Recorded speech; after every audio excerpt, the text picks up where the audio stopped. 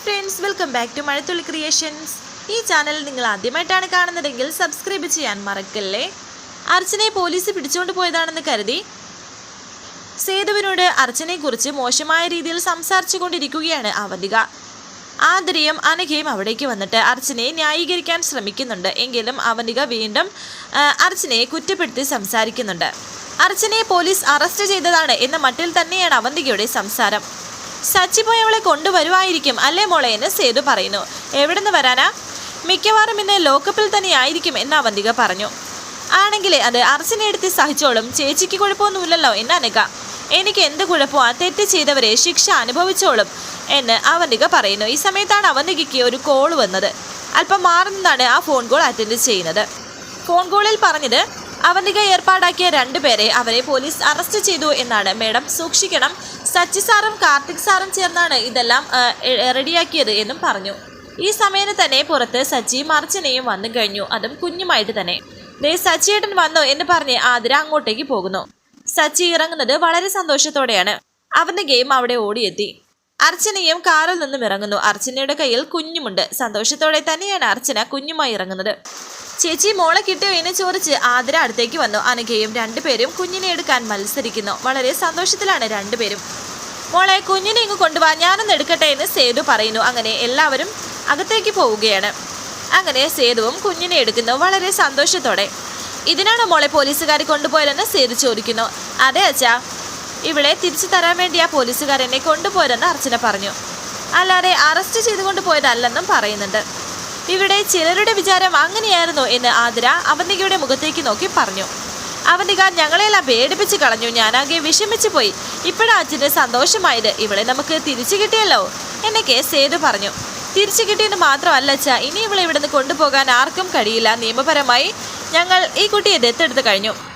അപ്പോൾ നേരത്തെ കുഞ്ഞിനെ ദത്തെടുക്കാൻ വന്നവരോ എന്ന് അനഘ ചോദിക്കുമ്പോൾ അർച്ചന പറയുന്നുണ്ട് അവര് തട്ടിപ്പുകാരായിരുന്നു എന്ന്. കാർത്തികും സച്ചേട്ടനും ചേർന്നാ അത് കണ്ടുപിടിച്ചത്. അവരെ കൈയോടെ പോലീസ് അറസ്റ്റ് ചെയ്യുകയും ചെയ്തു എന്ന് പറയുന്നു. എന്തായാലും നിങ്ങൾക്ക് നല്ല ഭാഗ്യമുണ്ട്, അതുകൊണ്ട് തന്നെയാണ് കുഞ്ഞിനെ കിട്ടിയതെന്ന് ആതിര പറയുന്നുണ്ട്. അല്ലെങ്കിലും ദൈവം ഓരോന്ന് വിധിച്ചിട്ടുണ്ട് മോളെ, ഇവൾ ഇവിടെ തന്നെ വരുമെന്നുള്ള കാര്യം ദൈവത്തിന്റെ തീരുമാനമായിരുന്നു എന്ന് പറഞ്ഞിട്ട് സേതു അവന്തികയോട് പറയുന്നു. അവന്തിക, ഇപ്പോ നിന്റെ സംശയം മാറിയില്ലേ? സന്തോഷമായില്ലേ? വളരെ സന്തോഷമായി എന്ന് അവന്തിക പറയുന്നു. എന്റെ എല്ലാ ലക്ഷ്യങ്ങളും തെറ്റിയിരിക്കുന്നു. എത്രയ്ക്ക് വലിച്ചെറിയാൻ ശ്രമിച്ചിട്ടും വീണ്ടും വീണ്ടും ഈ നാശം ഇവിടേക്ക് തന്നെ വന്നല്ലോ. ഒരിക്കലും പുറത്തിറങ്ങാൻ പറ്റാത്ത രീതിയിൽ മനസ്സമാധാനം പോയല്ലോ ദൈവമേ എന്ന് അവന്തിക മനസ്സിൽ വിചാരിക്കുന്നുണ്ട്.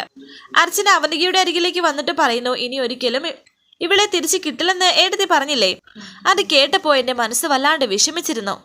കരഞ്ഞു പറയാൻ എനിക്ക് ദൈവം മാത്രമേ ഉണ്ടായിരുന്നുള്ളൂ. എന്റെ പ്രാർത്ഥനയും കരച്ചിലും എന്തായാലും ദൈവം കേട്ടു. ഇപ്പൊ നോക്കിയേ, ആ ദൈവം തന്നെ എനിക്ക് ഇവളെ തിരിച്ചു തന്നു എന്ന് അർച്ചന പറയുന്നു. അതും എന്റെ സ്വന്തം മോളായിട്ട്. അവന്തികയെ നോക്കി നിൽക്കാതെ പോയി ആരതി കത്തിക്കുന്ന സേതു അവന്തികയോട് പറയുമ്പോൾ ഞാനോ എന്ന് അവന്തിക ചോദിക്കുന്നു. അതെന്താ, നീ കത്തിച്ച ആരതി കത്തില്ലേ? വേഗം ചെല്ല്, ഈ വീട്ടിൽ അമ്മയുടെ സ്ഥാനം മൂത്ത മരുമകൾക്കാണ്. നീ വേണം ഇവളെ ആരതി ഒഴിഞ്ഞ് സ്വീകരിക്കാൻ. വേഗം ചെല്ലെന്ന് സേതു പറയുന്നു. അവന്തികച്ചിക്ക് നല്ല 8ന്റെ പണി കിട്ടിയെന്ന് അനഘ വിചാരിക്കുന്നു. അവന്തിക ആരതിയുമായി വരുന്നു. ഞാൻ ആരതി ഒഴിയണം പോലും ഒഴിഞ്ഞ് ശരിയാക്കി കൊടുക്കാം എന്ന് അവന്തിക മനസ്സിൽ വിചാരിക്കുന്നു. അങ്ങനെ ആരതിയുമായി കുഞ്ഞിന്റെ അരികിലേക്ക് അവന്തിക പോകുന്നു. അർച്ചനയുടെ കയ്യിലാണ് കുഞ്ഞിരിക്കുന്നത്. ഇങ്ങ് എടുത്ത് ഞാൻ ഒഴിഞ്ഞോളാം എന്ന് ആതിര പറയുമ്പോൾ വേണ്ട, അവന്തിക തന്നെ ആരതി ഒഴിഞ്ഞാൽ മതിയെന്ന് സേതു പറയുന്നു. എന്താ മോളെ, നിനക്ക് വല്ല ബുദ്ധിമുട്ടുണ്ടോ എന്ന് ചോദിക്കുന്നു. എനിക്കൊരു ബുദ്ധിമുട്ടുമില്ല അച്ഛാ, ഞാൻ ഒഴിഞ്ഞോളാം. എങ്കിലല്ലേ എനിക്ക് കുഞ്ഞിനെ കരയിക്കാൻ പറ്റൂ എന്ന് അവന്തിക മനസ്സിൽ വിചാരിക്കുകയും കുഞ്ഞിനെ ആരതി ഒഴിയുകയും ചെയ്യുന്നു. പെട്ടെന്ന് അവന്തികയുടെ കയ്യിൽ നിന്നും ആരതി താഴെ വീഴുന്നുണ്ട്. പെട്ടെന്ന് കുഞ്ഞിനെ അർച്ചന മാറ്റുകയും ചെയ്യുന്നു. എല്ലാവരും ഒന്ന് പേടിച്ചു. നീ എന്താ മോളെ ഈ കാണിച്ചത്? അത് കുഞ്ഞിന്റെ മേൽ വീണിരുന്നെങ്കിലോ എന്ന് സേതു പറയുമ്പോൾ അവന്തിക പറയുന്നു, സോറി അച്ഛാ, കയ്യിൽ നിന്ന് വഴുതി പോയതാണ്. വഴുതിയതാണോ അതോ മനഃപൂർവ്വം വഴുക്കിയതാണോ എന്ന് ആർക്കറിയാം എന്ന് അനഘ വിചാരിക്കുന്നു. സാരമില്ല, ഞാൻ വേറെ കത്തിക്കാം അച്ഛാ എന്ന് പറഞ്ഞ് ആതിര പോയി കത്തിക്കുന്നുണ്ട്. ഇപ്പോൾ ആതിര തന്നെ കുഞ്ഞിനെ ആരതി ഒഴിയാൻ വരുന്നു. കുഞ്ഞിന്റെ അമ്മ തന്നെ. ദേഷ്യത്തോടെ അവന്തിക അവിടെ നിന്ന് പോകുന്നു. ഇന്നു മുതൽ ഇവൾ നെല്ലിശ്ശേരിയിലെ സേതുമാധവന്റെ ചെറുമകളാണ്. എന്റെ സച്ചിയുടെയും അർച്ചനയുടെയും മകൾ. നിയമപരമായി ദത്തെടുത്തത് കൊണ്ട് നിങ്ങൾക്കുള്ള എല്ലാ അവകാശങ്ങളും ഈ കുഞ്ഞിനും ഉണ്ടാകും എന്ന് സേതു പറയുമ്പോൾ അർച്ചന പറയുന്നു, അച്ഛന്റെ സ്നേഹവും അനുഗ്രഹവും മാത്രം മതി എന്റെ കുഞ്ഞിന്. അതൊക്കെ എപ്പോഴും ഉണ്ട് മോള്, കുഞ്ഞിനെ മുറിയിൽ കൊണ്ടുപോയി കിടത്തെന്ന് സേതു പറയുന്നു. അങ്ങനെ കുഞ്ഞുമായി മുറിയിലേക്ക് പോവുകയാണ് അർച്ചനയും സച്ചിയും. അങ്ങനെ ഇപ്പോൾ വലിയൊരു പ്രശ്നം തന്നെ അവസാനിച്ചിരിക്കുന്നു. മുറിയിൽ എത്തിയിരിക്കുകയാണ് അർച്ചനയും സച്ചിയും. അച്ഛൻ്റെ മോള് പേടിച്ചു പോയോ? സത്യത്തിൽ ആ താലം വീണപ്പോൾ ഞാനാകെ പേടിച്ചു പോയെന്ന് സച്ചി പറയുന്നു. മോൾക്ക് ഭാഗ്യമുണ്ടൊന്നും പറ്റിയില്ലല്ലോ. മോളും അച്ഛൻ ശരിക്കും പേടിച്ചു പോയി എന്നൊക്കെ ഇങ്ങനെ സച്ചി പറയുന്നു. സച്ചിയേട്ടൻ കുഞ്ഞിനെ നോക്കിക്കോണേ, ഞാൻ ഇപ്പോൾ വരാം എന്ന് അർച്ചന പറയുന്നു. എനിക്ക് ചെറിയൊരു കാര്യം തീർക്കാനുണ്ട്, അത് ഞാൻ വന്നിട്ട് പറയാം. ചെറിയ കാര്യങ്ങൾ തീർക്കേണ്ട സമയത്ത് തീർക്കണം എന്ന് പറഞ്ഞിട്ട് അർച്ചന പോകുന്നു. പിന്നീട് കാണിക്കുന്നത് ആതിരയും വലിയ സന്തോഷത്തിലാണ്. എന്തായാലും അർച്ചനയുടെ കാര്യത്തിൽ ആശ്വാസമായി. കുഞ്ഞിനെ തിരിച്ചു കിട്ടിയതോടെ സച്ചിയേട്ടനും ഏട്ടത്തിയും ഹാപ്പിയായി എന്ന് സന്ദീപ് പറയുമ്പോൾ ആതിര പറയുന്നു, ഇവൾക്കൊരു കൂട്ട് കിട്ടിയല്ലോ, ഇല്ലെങ്കിൽ ഇവൾ ഒറ്റയ്ക്കായി പോയേനെ. അതെങ്ങനെയാ ഒറ്റയ്ക്കാകുന്നത്? അതിന് നമ്മൾ സമ്മതിക്കില്ലല്ലോ. ആ കുട്ടിയെ തിരിച്ചു കിട്ടിയില്ലായിരുന്നെങ്കിൽ നമ്മൾ അടുത്ത പ്ലാൻ തുടങ്ങില്ലായിരുന്നോ? ഇവളെന്തായാലും ഒറ്റയ്ക്കാക്കില്ലായിരുന്നല്ലോ എന്നൊക്കെ ഇങ്ങനെ സന്ദീപ് ഒരു നാണത്തോടെ പറയുന്നു.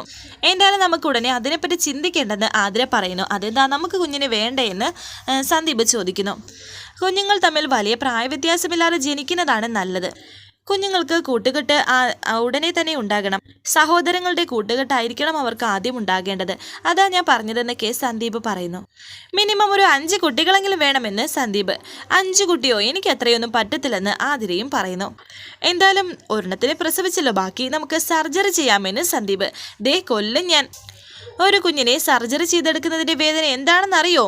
അത് അനുഭവിച്ച ആരെങ്കിലും പറഞ്ഞു കേട്ട അറിവുണ്ടോ എന്നൊക്കെ ആതിര പറയുന്നു. അല്ലെങ്കിലും ചില പെണ്ണുങ്ങൾക്ക് അത് വലിയ ബുദ്ധിമുട്ടാ, എന്നാൽ ചിലർക്ക് ഒരു ബുദ്ധിമുട്ടുമില്ല. വർഷം അവർ പ്രസവിക്കും. മിനിമം ഒരു കുടുംബത്തിൽ 10 കുട്ടികളെങ്കിലും വേണം. ഇത് 10 വേണമെന്ന് ഞാൻ പറയുന്നില്ലല്ലോ, ഒരു 5 എന്ന് സന്ദീപ്. നിങ്ങൾക്ക് എന്നെ കൊല്ലാൻ പ്ലാൻ ഉണ്ടോ സന്ദീപേ എന്നെ ദേഷ്യത്തോടെ പറയുകയാണ് ആതിര. പിണങ്ങിയിരിക്കുന്നത് കൊണ്ട് തന്നെ പിണക്കം മാറ്റാൻ ശ്രമിക്കുകയാണ് സന്ദീപ്. ഈ സമയം അവന്തിക വളരെ ദേഷ്യത്തോടെ മുറിയിലേക്ക് വന്നു. നാശം, അത് തിരിച്ചു വന്നല്ലോ. ഇത്രയൊക്കെ ദൂരത്ത് എറിഞ്ഞു നോക്കാൻ ശ്രമിച്ചിട്ടും പിന്നെയും അത് എൻ്റെ മുന്നിൽ തന്നെ വന്ന് പല്ലിളിച്ചുകൊണ്ട് നിൽക്കുവാണല്ലോ. ഇനി ഞാൻ എന്ത് ചെയ്യണം? എന്തെങ്കിലും ചെയ്ത് അതിനെ ഇല്ലാണ്ടാക്കിയേ പറ്റൂ എന്നും അവന്തിക ഇരിക്കുന്ന സമയം അർച്ചന അവിടേക്ക് വരുന്നു, അതും ദേഷ്യത്തോടെ തന്നെ. നീ എന്താ ജയിച്ചതിൻ്റെ അഹങ്കാരം കാണിക്കാൻ വന്നതാണോ എന്ന് അവന്തിക ചോദിക്കുമ്പോൾ തന്നെ അർച്ചന അവന്തികയുടെ കഴുത്തിന് ഞെരിക്കുകയാണ്. നിങ്ങൾ എൻ്റെ കുഞ്ഞിനെ തീവച്ച് കൊല്ലാൻ നോക്കുന്നു, കൊന്നു കളയും ഞാൻ എന്ന് പറയുമ്പോൾ അർച്ചനയെ തള്ളിമാറ്റി അവന്തിക എഴുന്നേറ്റ് വന്നിട്ട് പറയുന്നു, നീ എന്നെ അങ്ങ് പുഴുങ്ങി തിന്ന് കളയും. കുഞ്ഞിനെ തിരികെ കിട്ടിയെന്ന് കരുതി നീ കൂടുതൽ അഹങ്കരിക്കരുത്. അച്ഛൻ നിങ്ങളോട് ആരതി കത്തിക്കാൻ പറഞ്ഞപ്പോൾ തന്നെ ഞാൻ ഊഹിച്ചു എന്തെങ്കിലും ഉടായ്പനങ്ങൾ കാണിക്കുമെന്ന്. അതുപോലെ തന്നെ സംഭവിച്ചല്ലോ.